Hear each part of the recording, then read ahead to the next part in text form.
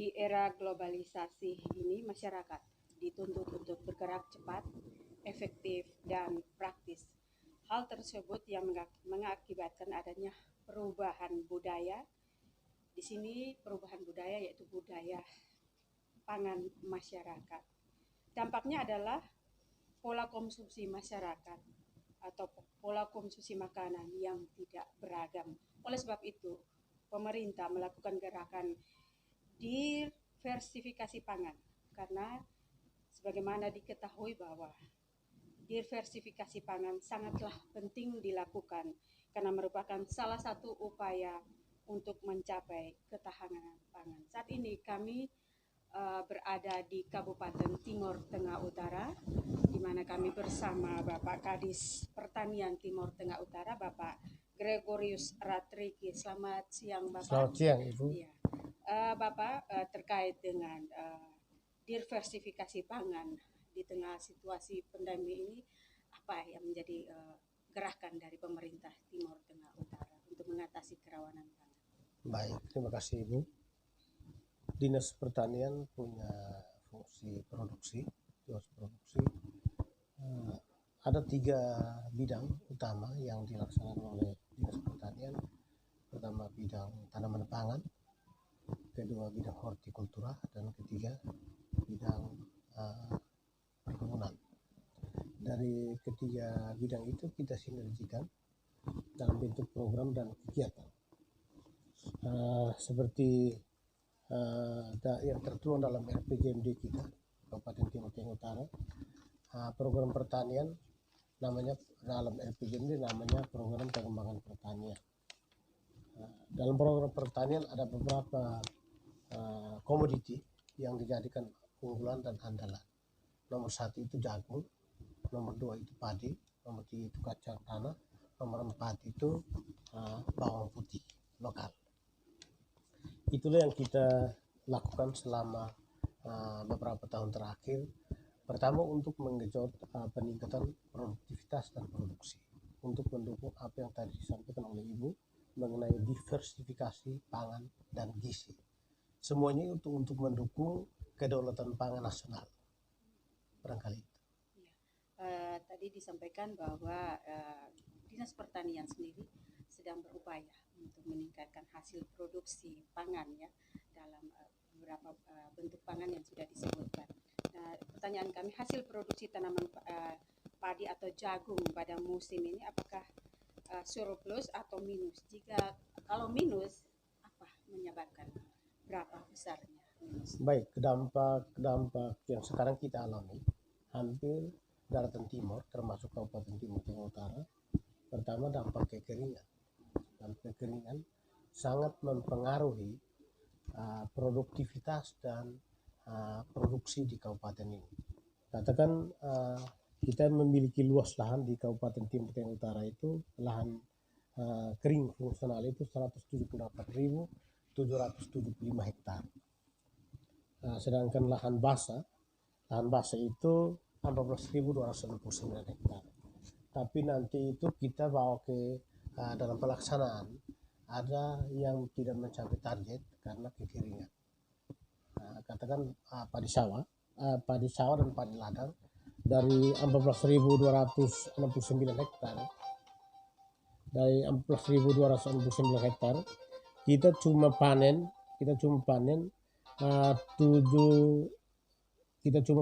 itu 3.803,23 hektar. Itu banyak sekali, tidak sampai setengah juga kita panen dari jumlah sekian. Sehingga produksi untuk tahun 2019 data kita, produksi kita untuk padi, seluruh padi cuma 7.459,38 ton. Jadi dampak kekeringan itu begitu besar, bukan hanya untuk padi, baik lahan basah maupun lahan kering, tapi untuk jagung dan untuk tanaman-tanaman lain. Yang sekarang kita alami adalah bulan-bulan terakhir menjelang musim hujan. Itu panas berkepanjangan. Yang terdampak itu adalah horti. Kita horti di TTU 3 tahun terakhir berkembang pesat. Kita bisa memenuhi pasaran di TTU, pasaran di Melaka dan di Bili. Tapi bulan-bulan sekarang mulai kekeringan dan banyak tanaman sayur itu yang mati kekeringan atau merana. Iya.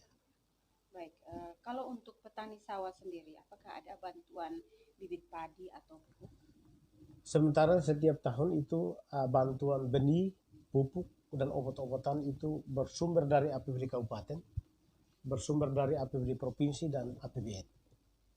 Sementara ini, katakan hari ini, sudah di gudang kita untuk benih jagung itu sekitar 15 ton, 15 ton, 15 ton, dan belum hitung padi, kacang tanah, itu banyak-banyak yang kita alokasikan ke petani untuk menjawab musim tanam MT1 tahun 2020-2021. Kesimpulannya berarti tidak berkekurangan ya Pak ya? Kalau untuk benih, obat-obatan dan pupuk kita tidak berkekurangan. Yang sekarang halangan kita adalah air irigasi. Air irigasi. Apa upaya dari pemerintah sendiri? Upaya dari pemerintah, pertama ada beberapa daerah irigasi. Itu seperti di Noemuti Timur, Kecamatan Noemuti Timur, itu di desa ada 3 desa, Desa Menikin, Desa Ekto, dan Desa Naum. Itu untuk bisa mengairi mendekati 2000-an hektar padi sawah. Tetapi itu tetap kita berhadapan dengan debit air yang semakin menurun. Baik Bapak, besok tanggal 16 Oktober kita memperingati Hari Pangan Sedunia. Dari Dinas Pertanian Kabupaten Timur Tengah Utara, apa pesan, himbauan atau harapan kepada masyarakat khususnya di bidang pertanian di Timur Tengah Utara? Baik, terima kasih. Dari Dinas Pertanian, pertama kita memotivasi petani Kabupaten Timur Tengah Utara. Persoalan utama di sini bukan hanya kekeringan, tapi ada satu persoalan menyangkut pasca panen. Di sini saya minta dari BPP, para penyuluh, mereka sudah membuat dan ini sudah masuk pasaran. Ada beberapa jenis, ini sebagian kecil dari 2 PPP. Ada 8 produk yang mereka harus buat dan standar pabrik. Ini ada Visio atau minyak kelapa murni, ada minyak kelapa, ada probiotik, ada ekoenzim, ada T-kelor. T-kelor kemarin sudah mendapatkan izin dari Balai POM. Sementara proses untuk mendapatkan sertifikasi dari MUI. Itu yang sekarang kita usahakan karena ini berdampak sangat luas terhadap ekonomi masyarakat kita. Dan itu saya wajibkan kepada semua PPP di seluruh Kabupaten TTU, ada 24 BP, agar setiap BPP ada produknya. Produk harus berstandar. Dan kemasannya itu harus diperhatikan untuk semakin baik supaya bisa dinikmati, performanya bagus supaya orang tertarik dan bisa beli. Dan itu kerjasama antara penyuluh dengan kelompok tani. Itu yang harus kita lakukan. Kami tidak pesan apa-apa, hanya ajak semua masyarakat itu bergabunglah dalam kelompok tani untuk kita memajukan Kabupaten TTU dari bidang pertanian. Terima kasih wawancara singkat kami bersama Bapak Kepala Dinas Pertanian Kabupaten Timur Utara, Gregorius Ratri. Terima kasih Bapak untuk kesempatannya. Pangan lokal adalah pangan tradisional yang dihasilkan dan diperlukan untuk meningkatkan kualitas gizi dari masyarakat. Gerakan melalui diversifikasi pangan lokal, kita sehatkan masyarakat. Demikian laporan Cynthia Erni Rado dari Kabupaten Timur Tengah Utara, Nusa Tenggara Timur. Ini di tangan kanan saya, ini hasil olahan namanya kerupuk pepaya. Ini terbuat bahan bakunya dari pepaya yang kualitasnya tidak kalah dengan bahan baku yang lain yang sudah dari kerupuk.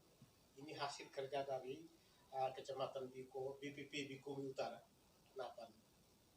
Nah, diharapkan supaya akan bisa ini dikenalkan oleh teman dari media agar kabupaten kami bisa dikenal dengan produk Yang di kiri saya namanya ekoenzim. Ini sudah mendunia. Di NTT barangkali baru di TTW yang buat ekoenzim. Ini berfungsi atau berguna untuk kesehatan, untuk pembersihan rumah, lantai atau keramik begitu, untuk kecantikan, untuk pupuk tanah. Namanya ekoenzim. Itu buatan dari Bikomitengah, kecamatan BPP Bikomitengah. Teh kelor ini dibuat juga di desa Cipata, kecamatan Bikomilulat, BPP Bikomilulat. Ini kemarin hari Jumat kita sudah dapatkan izin dari Balai POM Kupang, dan sementara sudah diproses untuk dapat sertifikasi dari MUI. Ini kelor, ini jus ternak. Jus ternak ini dapat digunakan untuk semua jenis ternak. Itu diaplikasikan lewat makanan atau minuman. Ini untuk merangsang pertumbuhan dan nafsu makan dari ternak. Ini namanya jus ternak. Visio minyak kelapa murni yang dibuat sendiri oleh penyuluh BPP Bikomitengah. Ini manfaatnya banyak untuk Bapak dan Ibu sekalian sudah tahu manfaatnya. Ini minyak kelapa. Jadi ada dua produk yang sama-sama kelapa, tapi ini minyak kelapa murni, ini minyak kelapa. Ini produk ini dibuat sendiri oleh penyuluh. Dan kita perhatikan bahwa harus dalam kemasan yang bagus agar konsumen kita kenal dan tertarik. Dan Genetika Plus, yang ini pupuk tanaman, yang ini untuk ternak, untuk meningkatkan nafsu makan. Probiotik unggas, ini khusus untuk unggas ayam atau burung. Ini khusus untuk kita pemupukan, memperbaiki dan meningkatkan unsur hara tanah. Barangkali itu, kami hanya mohon kalau bisa bantu kami